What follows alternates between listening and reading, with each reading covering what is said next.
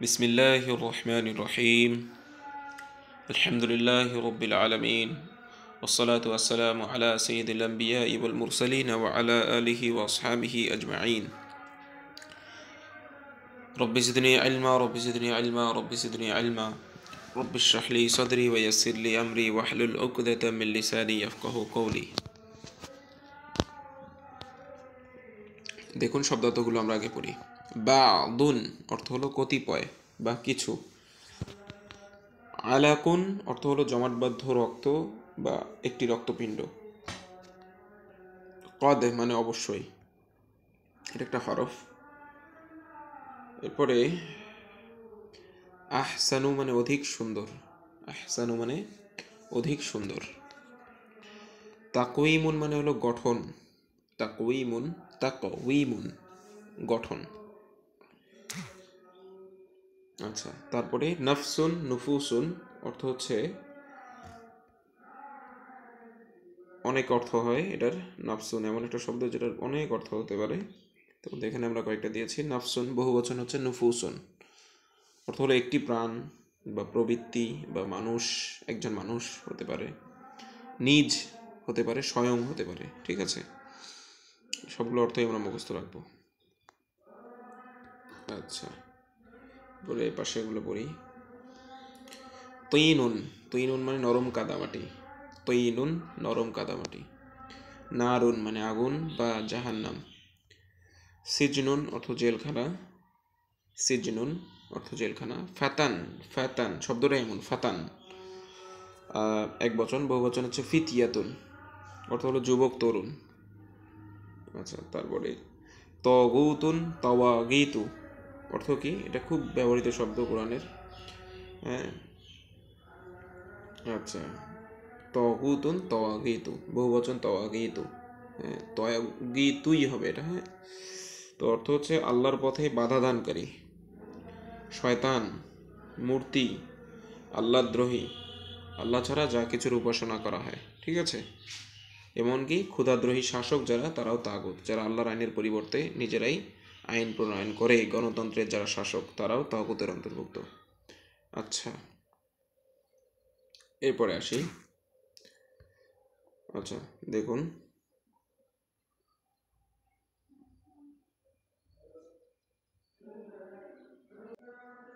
আচ্ছা এখন আমরা বাক্যগুলো পড়ব। বিগত পাঠে আমরা নাসরায়াংসুর বাবের 10টি মাজদারের অতীতকালের ক্রিয়াগুলো মুখস্থ করেছিলাম, এগুলোকে এখন আমরা বাক্যে ব্যবহার করে দেখব। আচ্ছা দেখুন, লাম, লাকদ, লা মানে অবশ্যই, এটা তাকিদের শব্দ, এটা একটা হরফ। কদ মানে অবশ্যই, মানে অতি অবশ্যই, হ্যাঁ অবশ্যই অবশ্যই, অথবা নিঃসন্দেহে। নাসরা সাহায্য করেছেন, কুম মানে তোমাদেরকে, তাহলে নাসরা কুম, কে সাহায্য করেছেন? আল্লাহু, আল্লাহ। যখন আমরা নাসরার ফাইল পেয়ে যাব, একটা প্রকাশ্য ফাইল, তখন তিনি আর থাকবে না, তখন ওই প্রকাশ্য ফাইলটাই ফাইল হিসেবে থাকবে। তো নাসরা কুমুল্লাহু, অতি অবশ্যই সাহায্য করেছেন তোমাদেরকে, কে? আল্লাহু, আল্লাহ। কেন আল্লাহু বললাম? কারণ নাসরার ফাইল, ফাইল সবসময় পেশযুক্ত হবে। অতি অবশ্যই সাহায্য করেছেন আল্লাহ তোমাদেরকে, আল্লাহ বিবাদরিন, যে স্থানের সাহায্য করা হয় তখন স্থানের নামের সামনে অনেক সময় বি আসে, মানে বদরে, বদর প্রান্তরে। আল্লাপাক স্মরণ করিয়ে দিয়েছেন কোরআনে যে আল্লাপাক বদরে তোমাদেরকে, সাহাবিদেরগণকে, নবী সাল্লাল্লাহু আলাইহি সাল্লামকে সহযোগিতা করেছিলেন।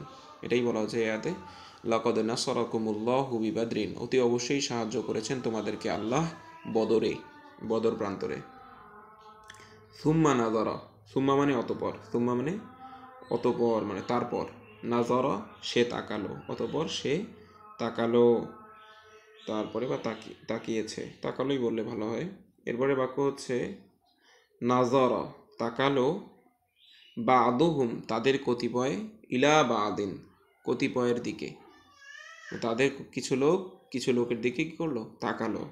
নাজারা বাদুহুম ইলা বাদিন, তাদের কতিপয়ের দিকে তাকালো। বাদুহুম মানে তাদের কতিপয়, মুজব পেলে।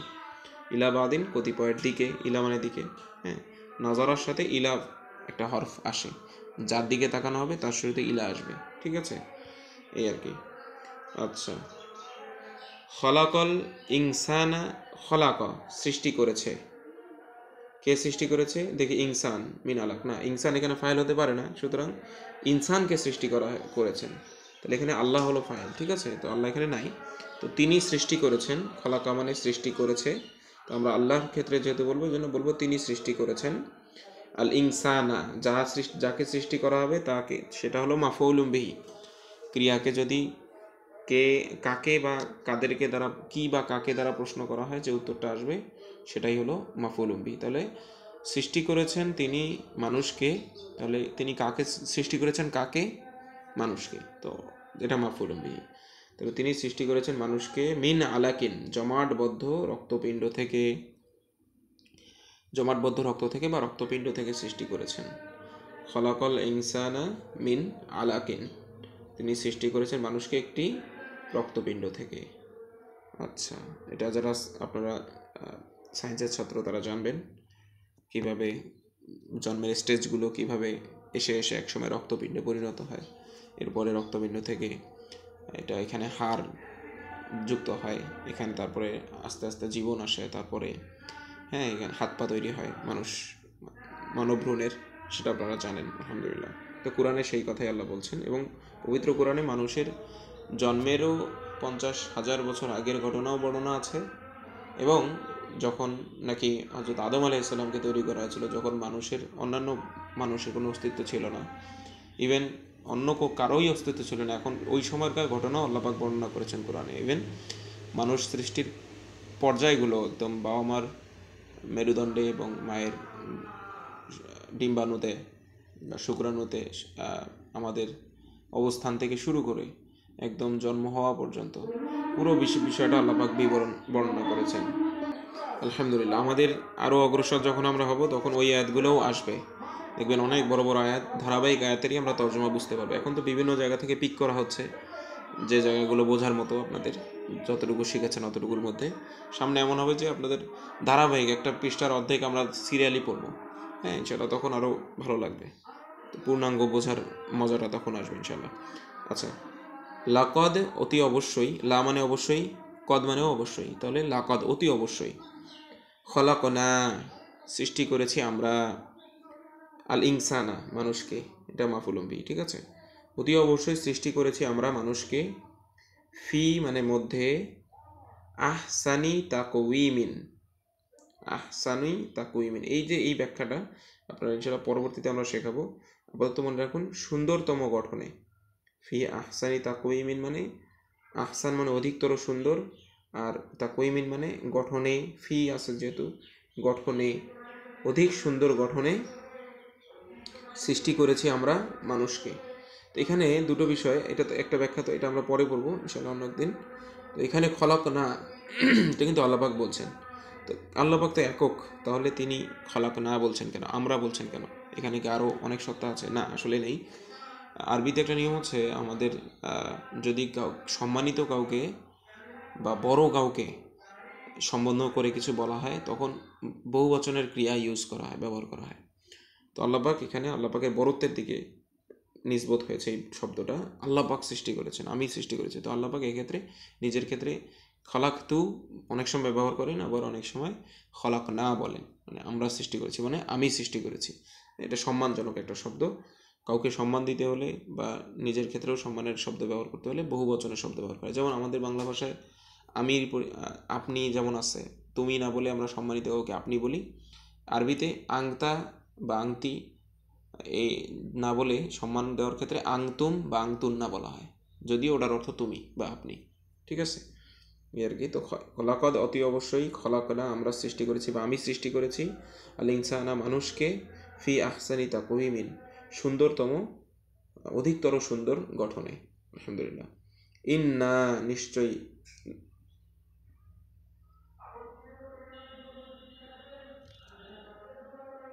ও দুঃখিত, আনা হবে, আনা মানে আমি, খয়রুন উত্তম, মিনহু তার থেকে, শয়তান বলছে আনা খয়রুন মিনহু আমি তার থেকে উত্তম। কেন উত্তম? সে নিজেই বলছে, খলাকতানি খলাকতা আপনি সৃষ্টি করেছেন, নি মানে আমাকে, ঠিক আছে? ফেলের সাথে যখন মানে আমাকে শব্দটা বলতে হয় তখন নি বলা হয়, ঠিক আছে, মানে নুন ইয়াজের। তো খলাকতা সৃষ্টি করেছে, নি মানে আমাকে, হ্যাঁ, খলাকতানি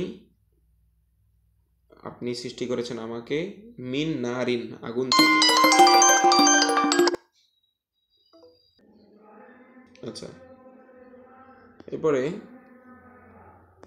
খলাকতানি মিন নারিন, আপনি সৃষ্টি করেছেন আমাকে আগুন থেকে, ওয়া খলাকতাহু, এবং তাকে সৃষ্টি করেছেন মিন তিনিন, নরম কাদামাটি থেকে। শয়তান বলছে, আল্লাহ পাক বলেছিলেন যে তুমি সিজদা করোনি কেন আদমকে? সে বলেছিল যে আনা খায়রুন মিনহু, আমি তার থেকে উত্তম। অহংকার করেছে সে। খলাকতানি মিন নারিন, কেন? আমাকে আপনি আগুন থেকে সৃষ্টি করেছেন, ওয়া খলাকতাহু মিন তিনিন, তাকে মাটি থেকে সৃষ্টি করেছে, সুতরাং আমি তো শ্রেষ্ঠ তার চেয়ে, আমি কেন তাকে সিজদা করবো? এ হলো তার যুক্তি। আচ্ছা, ওয়া এবং, ওয়াওটা একটু ফাঁকা হতো, ওয়াওটা একটু দূরে হতো আর কি। যাই হোক, ওয়া মানে এবং, কতালা হত্যা করেছেন, দাউদু, কে হত্যা করেছেন? দাউদ আলাইসালাম হত্যা করেছেন। কাকে হত্যা করেছেন? জালুতা, জালুদকে। এটা যদি আপনি উল্টে দেন যে কতালা দাউদ আর জালুদ, তখন হয়ে যাবে জালুদ দাউদকে হত্যা করেছে, দেখেছেন? আচ্ছা, যাই হোক, তো প্রথমে ফাইল আসে নর্মালি, তারপরে মাফুলুম বি আসে। তো এখানে আমরা কতালা দাউদু, দাউদ আলাইসালাম হত্যা করেছেন, জালুতা, কাকে হত্যা করেন? যাকে হত্যা করা হবে তার মাফুলুম বি হিসেবে জবর পাবে সে। দাউদ আলাইসালাম হত্যা করেছেন জালুদকে। আচ্ছা, কতালতুম নাফসান, তোমরা একজনকে হত্যা করলে। কতালতুম, তোমরা হত্যা করেছো, নাফসান, একজনকে বা একজন মানুষকে, ঠিক আছে। ফালিমা কতালতুমুহুম, ফা মানে সুতরাং, লিমা মানে কেন, ঠিক আছে, এটা মনে হয় আপনাদেরকে পড়ানো হয়নি। লিমা বা লিমাদা অর্থ হলো কেন, ঠিক আছে। লিমা বা লিমাদা অর্থ হলো কেন। তো সুতরাং কেন, ফা মানে সুতরাং, লাম মানে কেন, লিমা মানে কেন, কতাল তুমু হুম, এই ব্যবহারটা আপনাদেরকে শেখানো হয়নি। দেখুন, কতাল তুমের পরে যদি কোনো জমির আমরা যুক্ত করি মাফুলুম বি হিসেবে, যেমন হু, হা, তারপরে হুম, এই জমিরগুলো মাফুল হিসেবে আসে, মানে তোমরা হত্যা করেছো তাকে বা তাদেরকে, হ্যাঁ, এই ধরনের মাফুলুম বি যদি আসে, যুক্ত হয়, তখন এই মিমের পরে একটা ওয়াও যুক্ত হয় অতিরিক্ত, ঠিক আছে। এই জন্য কতাল তুমু, তুম হওয়ার কথা, না হয় কতাল তুমু হয়েছে। আর হুম মানে তাদেরকে। তাহলে সুতরাং কেন হত্যা করলে তোমরা তাদেরকে? সুতরাং কেন হত্যা করলে তোমরা কতাল তুমু, ওয়াওটা অতিরিক্ত এসেছে এই হুম যুক্ত হওয়ার কারণে। কতাল তুম, হত্যা করেছো তোমরা, হুম মানে তাদেরকে, সুতরাং কেন তোমরা তাদেরকে হত্যা করলে। ওয়ালাকিন্নাল্লাহ, এটা কিন্তু আলাদা আয়াত, এগুলোর সাথে প্রত্যেকটা আয়াতের কারোর সাথে কারো মিল নেই, এগুলো বিভিন্ন জায়গা থেকে পিক করা হয়েছে। এটা আবার মনে করিয়েন না যে এই শব্দের পরে এই বাক্য আছে কোরআনে, এমন না। আচ্ছা, ওয়ালাকিন্নাল্লাহ, ওয়াও অতিরিক্ত, ওয়াওয়ের অর্থ এবং, তবে, ওয়া মানে এবং ধরেন, লাকিন্নাল্লাহ, লাকিন্না মানে কিন্তু, লাকিন্না মানে কিন্তু, এটাও মনে হয় আপনাদের পড়ানো হয়েছে কিনা জানি না। লাকিন্না, লাকিন্না মানে হচ্ছে, লাকিন্না মানে কেন, কিন্তু। ওয়ালাকিন্নাল্লাহ, ওয়ালাকিন্না কিন্তু, এবং কিন্তু, সরাসরি বলা যায় কিন্তু, আল্লাহু, আল্লাহ, কতালাহুম, হত্যা করেছেন তাদেরকে। ওয়ালাকিন্নাল্লাহ কতালাহুম, কিন্তু, তবে, তবে কিন্তু দুটোই হয়, হত্যা করে, আল্লাহু, আল্লাহ, কতালাহুম, তাদেরকে হত্যা করেছেন। আচ্ছা, এই বাক্যের আলাদা একটা তারকিব আছে, এটা আপনাদেরকে পরে শেখানো হবে ইনশাল্লাহ। আচ্ছা, তারপরে আবাদা, আবাদা মানে ইবাদত করলো, আর তগুতা, তাগুতের ইবাদত করলো, ঠিক আছে। এটা হতে পারে মূর্তির ইবাদত করলো, মূর্তির পূজা করলো, হ্যাঁ। তারপর শয়তানের পূজা করলো, আবাদা তগুতা, শয়তানের পূজা করলো, ইবাদত করলো। ইবাদত করার অর্থ হচ্ছে আনুগত্য করা, এবং আনুগত্য প্রকাশমূলক বা বশ্যতা স্বীকার করা। মানুষ আনুগত্য স্বীকার করে, বশ্যতা স্বীকার করে, কারো ক্ষমতা এবং শক্তির সামনে নিজেকে অপদস্থ এবং বিনয়ী করে যে কর্মকাণ্ডগুলো প্রকাশ করে, এগুলোকে বলা হয় ইবাদত, হ্যাঁ। তো এখানে আবাদাত তাগুদা, তারা সে তাগুদের ইবাদত করলো। আচ্ছা, তারপরে মা কাফারা, এটার নেগেটিভ ফেল পেয়ে গেলাম আমরা একটা, ঠিক আছে। মা কাফারা, কুফরি করেন নাই, সুলাইমানু, সুলাইমান আলাইহিস সালাম কুফরি করেননি। ওয়ালাকিন্না, তবে, আশ-শায়াতিনা, হ্যাঁ, কিন্না, এখন একটু বিষয় আছে এখানে, লা কিন্না যদি কোনো শব্দের শুরুতে আসে, হ্যাঁ, তখন সেটাতে জবর হয়, ঠিক আছে, ওই শব্দের পরে শুরুতে জবর হয়।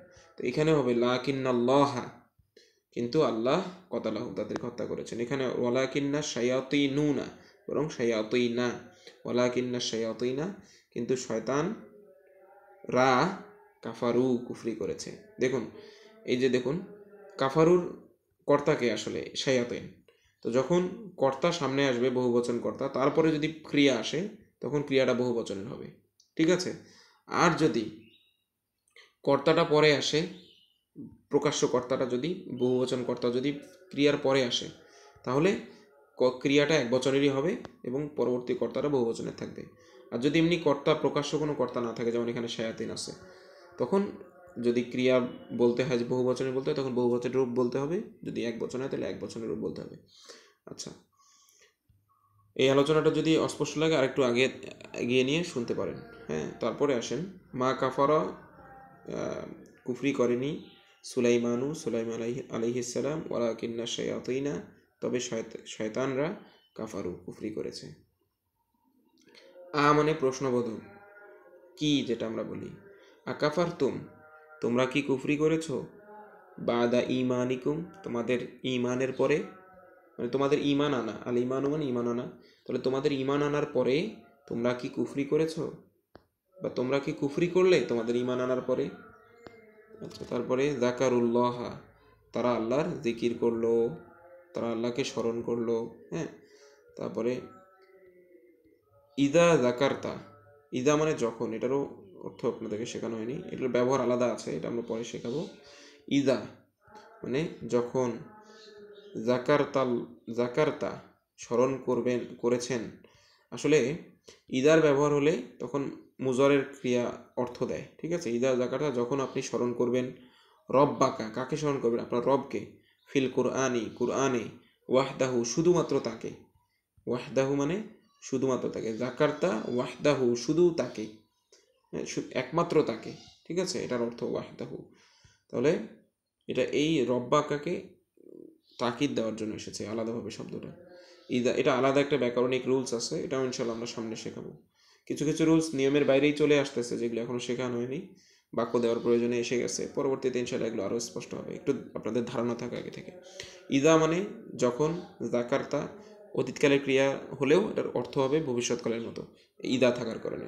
আপনি স্মরণ করবেন, যখন আপনি স্মরণ করেছেন না বলে, যখন আপনি স্মরণ করবেন, রব্বাকা আপনার রবকে, ফিল কুরআনে ওয়াহদাহু একমাত্র তাকে, একমাত্র আপনার রবকে যখন আপনি কোরআনে স্মরণ করবেন।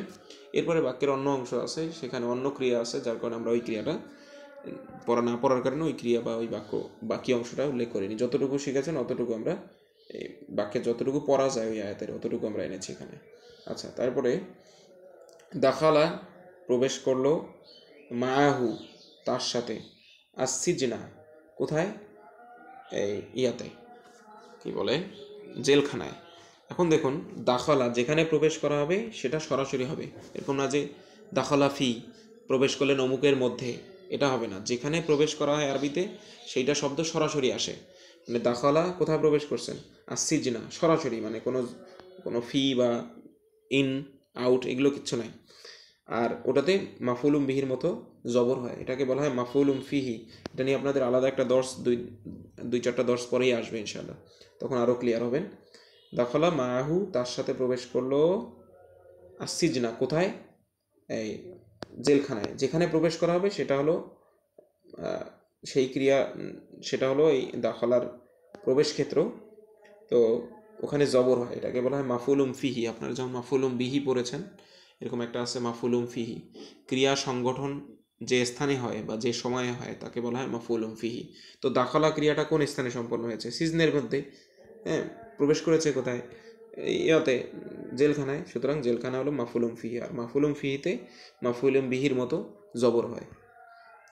আচ্ছা, কে প্রবেশ করেছে, কারা প্রবেশ করেছে, দেখুন, ফাতায়ান দুজন, ফাতান অর্থ হলো একজন তরুণ, আর ফাতায়ানি অর্থ হলো দুজন তরুণ। দাখলা মাহুস সিজনা তার সাথে প্রবেশ করলো কোথায়, জেলখানায়, ফাতায়ানি দুজন তরুণ। আচ্ছা, এখানে দাখলা কে আসলে, এটা হলো ইউসুফ আলাইহিসসালাম।